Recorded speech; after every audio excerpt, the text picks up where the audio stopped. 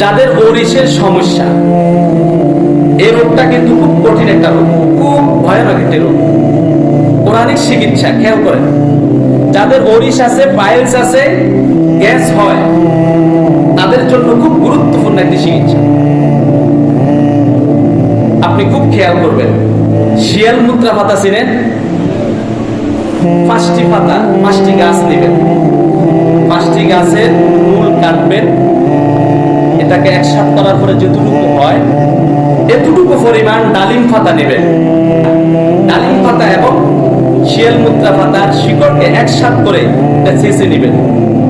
এরপরে যে রসটা হবে ওই রসটাকে 5 ভাগ করবেন। কয় ভাগ? 5 ভাগ করবেন। 1 ভাগ সামনে নিয়ে সূরা ফাতিহা 11 বার পড়বেন। কয়বার? সূরা ফাতিহা 11 বার আউযু বিল্লাহি বিসমিল্লাহর সাথে এটার মধ্যে ফু দিবেন। এরপরে খালি পেটে আপনি খেয়ে ফেলবেন। 1 দিন, 2 দিন, 3 দিন, 4 দিন, 5 দিন, এভাবে 5 দিন খেয়েছেন। আলহামদুলিল্লাহ, যদি সুস্থ হয়ে যান।